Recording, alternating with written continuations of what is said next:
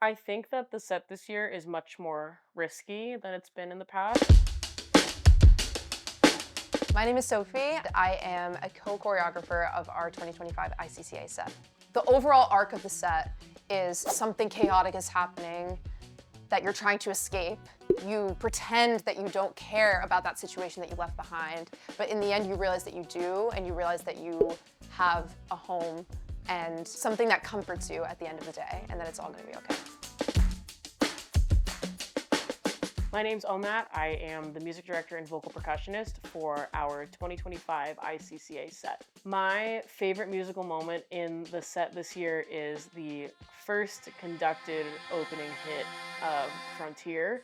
Don't listen to what the silver Having say. the opportunity to stand in the middle of our entire group and make eye contact with every single person before we start singing in front of a huge crowd of people is super cool and a super, super, super, super, super rare opportunity. The Frontier choreo is very inspired by sacred harp singing in general. That is traditionally sung in a square or a circle. I really wanted to incorporate this circle as unification for the group, but also playing into that traditional sacred harp style. And then throughout the course of that song, we turn outwards, we break from the social norms. And we're not sticking to all of the rules, even though they may have served us in the past. But I think that as simple as it is, it's super effective in like our story and our arc that we created in this set. Bethany and I took the group to a sacred harp performance out in Newton at Church of the Redeemer. The singers there welcomed us with open arms, and we had a chance to actually fully immerse ourselves in that style of singing. Today is going to be a little bit of a different rehearsal structure compared to what we're used to, because we're taking a surprise field trip to Chestnut Hill for a real sacred harp singing experience to kind of orient ourselves for competition season. So stay tuned. Hopefully people are excited and like it. Best day ever. Bye.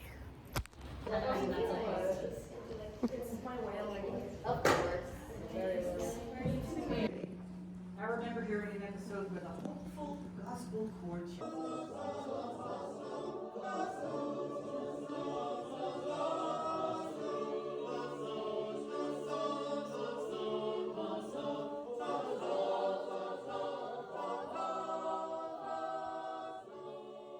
So we were able to do it justice when we were on stage, hopefully. A frontier of green or Moving into radio, we're introduced to, I think, the more narrative part of the set, where we have a soloist who has witnessed some sort of disaster or tragedy and is trying to escape that situation. It came from nowhere on the 30-acre area, a girl with a backpack of shrapnel and wire. Through spiderweb windows of bloodstained glass, a pagoda's shadow and a cruel sunny sky. That was one of the first songs we selected, and the decision behind that had a lot to do with the storytelling aspect of the lyrics. On top of that, Pitch is always drawn to really, really weird stuff, so as soon as we heard some 7/8 stuff in there. It's just the radio, darling, just the radio, just the radio, no It introduces the idea of the soloist versus the group, which I think is really important. Yeah, another one of my favorite moments, the partner squares that happen in radio. It emphasizes the mixed meter that is in the arrangement of radio, and I think it also demonstrates the rigidity of the movement in Frontier and radio altogether. At the hook of radio, there are 3 people that are singing these like wailing siren like aux lines, and then that trio turns into the Yams trio at the bridge of radio. That foreshadows the end of our set. The bridge in radio is definitely one of my favorite parts of the whole set for a few reasons. The first one is Ollie took a great creative liberty with the melody line in that moment. She actually sings the melody of You Are My Sunshine, like with the lyrics that are actually being sung in radio. So if you listen to the original track, what is sung at that moment sounds absolutely nothing like what is sung in our set. She sings, "Sing me a love song, you are my sunshine." Sing me a love song, dear. So that moment is supposed to be a subconscious allusion to the end, which I think was really, really smart of her. While Ollie is singing that altered melody line, our background singers are singing this kind of darker, dreamlike chord. It's, I think, an E-flat suspended second chord. And what our sopranos especially do a really great job of is creating this tone switch.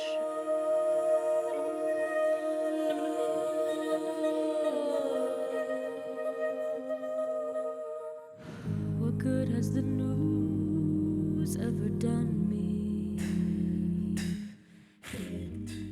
I just love like that shimmery effect that those tone changes create, and I think that they're really effective in helping Ollie push along the storyline. One of the top moments is definitely our lift in radio. When we were creating it, it was like, what can we do that is something that like you don't really see that often? We got a text from Ollie, who's the soloist of the song, and she was like, I really want there to be a lift in this part.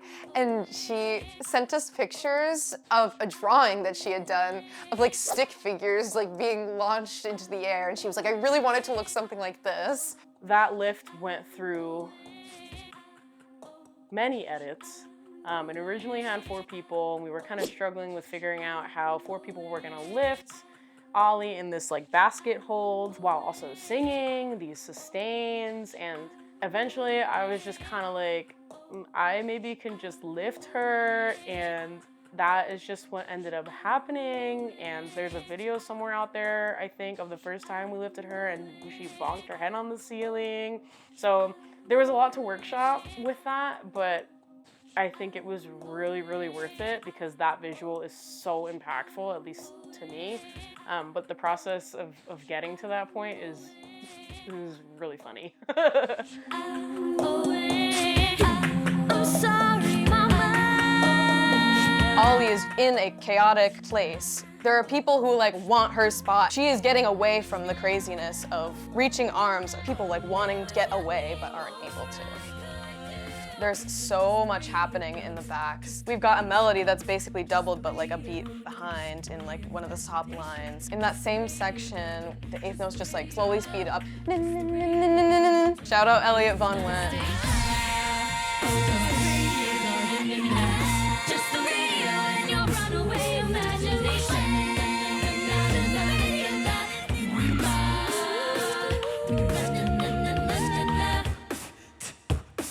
Something that we kind of discovered naturally through doing the set is that soloist Ollie and Bethany as a soloist for Renegade are, in my mind, and I think in the group's mind, the same person, kind of entering a new part of themselves where they have escaped that previous situation and escaped the group and now is on the run. That song is really about the group versus the soloist, where the soloist is being pursued. So the original song is obviously about a wanted man who's like on the run and there's people that are after him. But I think that we took this song in a little less literal sense, and I think it's more about not caring about whatever disaster you've left behind, whatever disaster we left in radio. Throughout that song, you'll see me walking in the opposite direction of the rest of the group. In the very beginning, when I break away from the group and we're in this big diagonal, we're looking in opposite directions. I'm Julia, and I'm the PR manager for Pitch Repeat. A really fun part that I got to play was this role of the executioner, where I'm kind of foreshadowing killing Bethany at the end. And there's a moment in Renegade when we step out from the rest of the group and they're doing this executioner motion. I think the day before finals, Bethany texted me and was like, you should reach for my neck instead of just reaching kind of at her, like for her hand, to foreshadow me literally beheading her at the end, figuratively beheading her at the end.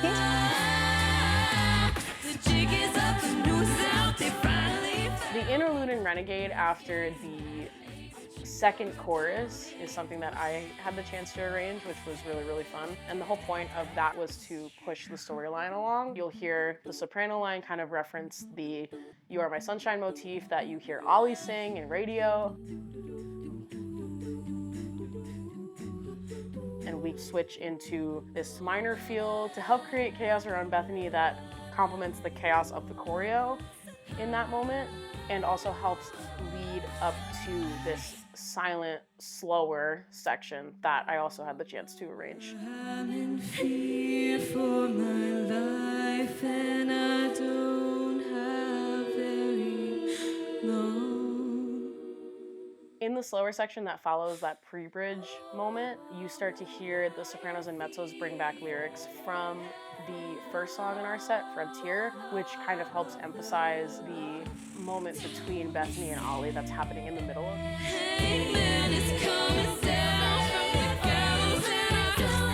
One of the most difficult parts to choreograph in the set was definitely also the end of Renegade. We got a lot of notes about the choreography not exactly matching the arrangement and what was happening. It was like this big breakdown moment, and Sophie and I were thinking about what is something shocking that we can do, and then we finally landed on the group deciding to kill me, essentially.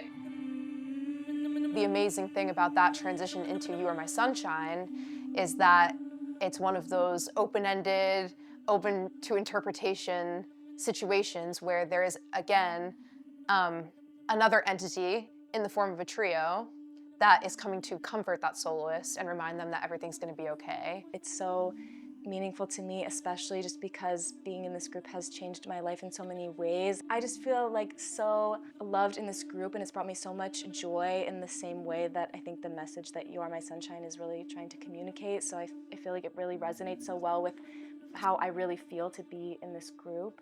I'm Briana, and I was the stylist for the Pitch Please 2025 ICCA set. So when I start my styling process, I always start with the Pitch Please uniform, which is all black clothing with gold hardware. And from there, it's a matter of figuring out how this year's competition set styling can look different from previous year's styling and different from what we typically wear at gigs and things like that. So with this year in mind, I was really playing around a lot with texture and the way that light bends and reflects off of us individuals. And that kind of came from You Are My Sunshine, the idea of sunshine and celestial objects. This year, I introduced the idea of wearing sequins, beading, chiffon type fabrics, satin, to kind of really play with the idea that we are these beams of light. We are sunshine ourselves. People can be any type of light they want to be, but just highlighting the glowing feeling of performing this set in particular. Really finding a way to stay true to yourself as an individual while performing a piece of art with pitch. You make me happy when skies are gray.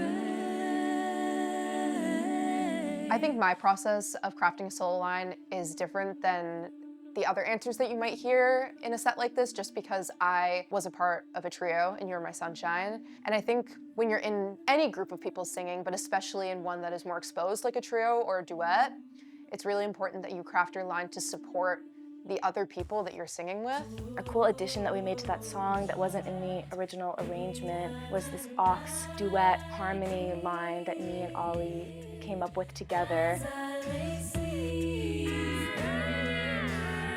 I think my favorite choreography in the set is the partner section of You Are My Sunshine. We knew from the beginning that we wanted a section where the group could connect with one another, and I think the physical connection of partners holding hands is really important to the context of that song. Having You Are My Sunshine in my last set in the group is a crime, and and that's the truth. And you know what? Like, we're gonna leave that in because that's the truth, even if it's funny. My sunshine, my only sunshine. You make me happy when skies are gray. very meta to kind of sing about your sunshine with the people that are your sunshine. Being able to kind of recreate that circle formation at the end and look at everybody as we're finishing that song is super impactful and something that I'm going to remember for a very long time. Please don't take my sunshine.